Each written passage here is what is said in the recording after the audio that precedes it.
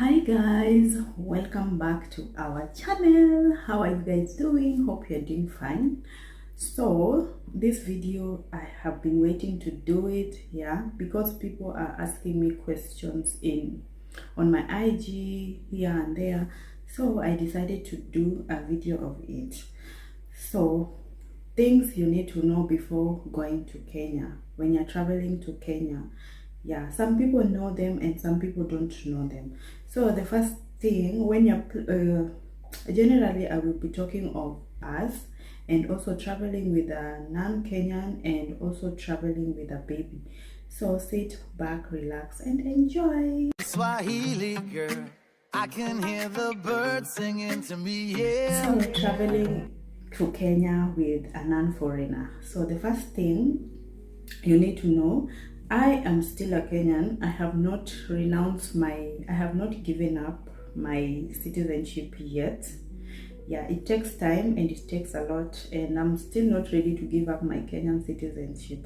So my husband requires a visa to enter Kenya, and this visa, there are so many websites that are giving visa, so it depends. The websites are so expensive, but if you want a cheaper one, you have to create an account on eCitizen.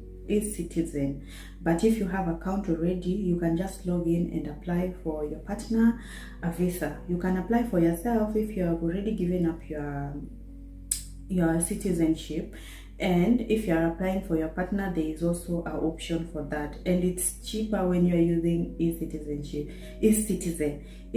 is 51 euros, but other website was over 70 euros. So my hubby had already applied before I logged into my eCitizen, and when I logged into my eCitizen, it was 51 euros only, and other website was 72 euros where he applied, and that was bad. Anyway, he already did that, so I couldn't do that. So if you're going to Kenya and you've already given up your citizenship, or your partner is non-Kenyan, you have to apply for the visa to enter Kenya.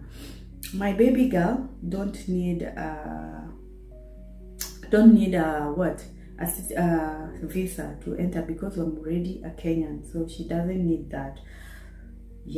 The next thing is corona requirements.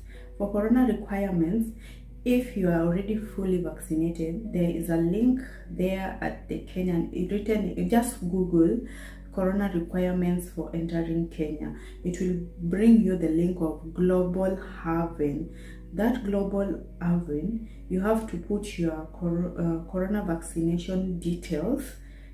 Corona vaccination details there. If you're fully vaccinated, you don't need any PCR test, so you have to put your details over there, and a certificate for traveling, a health certificate for traveling will be generated for you. You have to download this certificate and print it out, so if they ask you, you can show them, or you can just keep it on your phone. If they ask you, you can just show them in your phone, and then you go like that. And the second thing, for the PCR test, you also have to go to Global Haven. You enter your details, and after you enter your details, a certificate will be generated for you, and then you will show that. You don't have to bring the PCR test. You have to go to globalhaven.com and put all your details there, and a certificate will be generated for you. Now they don't check you don't have to bring the PCR test. You just have to go there. But if you are fully vaccinated, you don't need a PCR test. You just have to put your vaccination details, and a certificate will be generated for you to travel with. All of you need that. The next thing is the vaccination for a baby. Now we are at the part of the baby. So baby girl, when I went to the hospital to inquire what vaccination baby girl needed to travel to Kenya, those people told me almost 10 vaccination that baby girl needed to travel to Kenya. The yellow fever, dog bite, against vaccination against dog bite, meningitis. There was a lot of vaccination, and I said, you want to kill my baby? 10 vaccination that this girl will take to go to Kenya. I said no. I'm not giving. Vaccination is good, but if it's too much on it, then it can be so dangerous. So I decided to not vaccinate her. The only thing that we did, we took the malaria tablets. The malaria tablets are expensive for a kid. For a baby, a kid is 60 euros, and for an adult is 120 euros. So we only took the malaria because the malaria was part of also vaccination part. So we took only the malaria because she was to start taking the malaria prophylaxis malaria tabs. That is to not to get malaria when she is in Africa. So she has to take them 2 days before we travel. Also, as we have to take them 2 days before. So we opted not to buy because it was 120 for each. So that is 240 euros. That's a lot of money. So we decided to take for baby girl because she is still young. So we got for her at 60 euros. And when we landed in Kenya, that is when we got ours, and it was for all of us, for the two of us, the old dose was 20 euros. Yeah, there is for lesser than, there is for also the expensive one. For the two of us was for 100 euros, but we opted for 20 euros. Hopefully it worked so well, and none of us got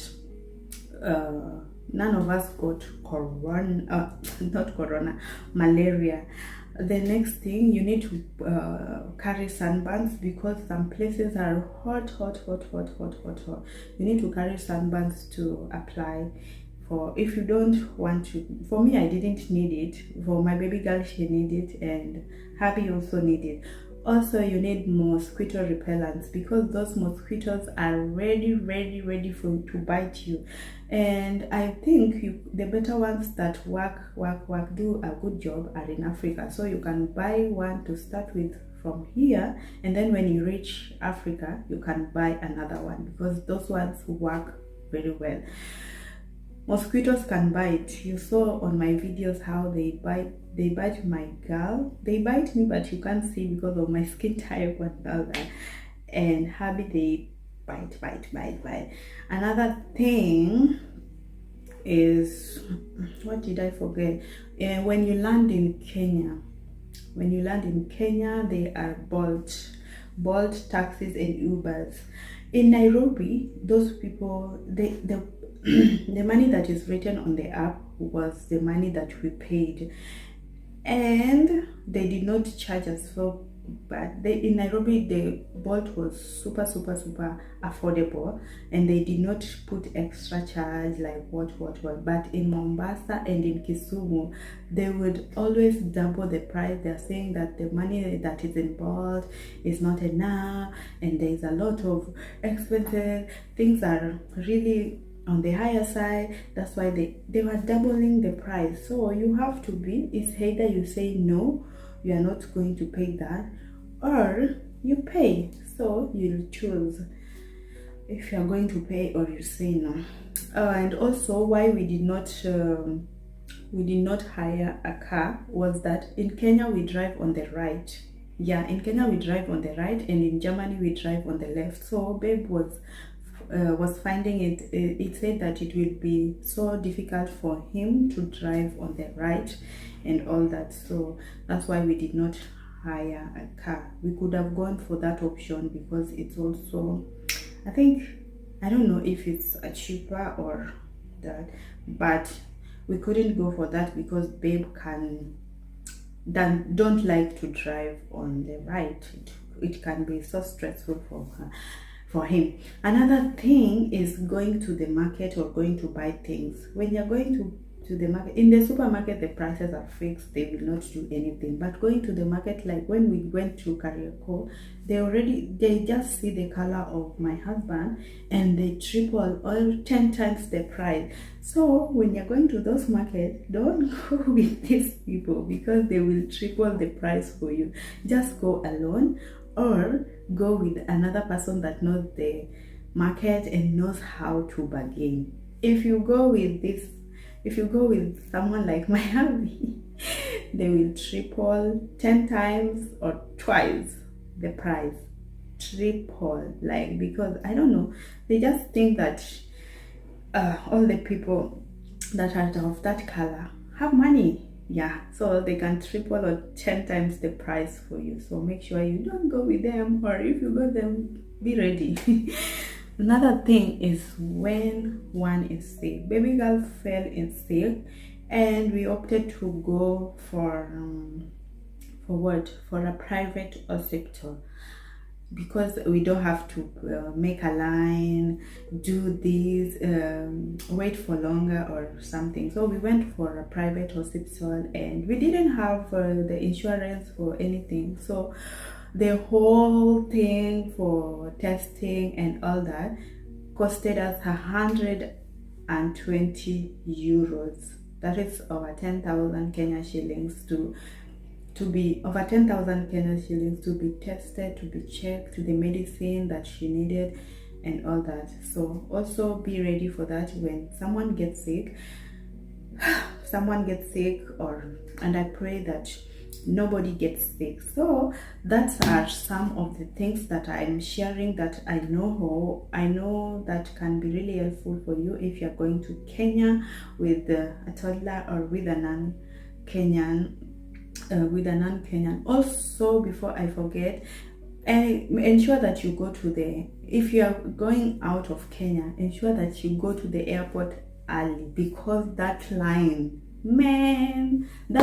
was so long. We stood there for almost 2 hours, but thankfully to this guy in the airport saw me carrying a baby and he told me to go on the front line. So it helped me a bunch, and I'm so super appreciative of him for coming through for me to get out of that line, because if not, we could have stayed in that line for over 3 hours.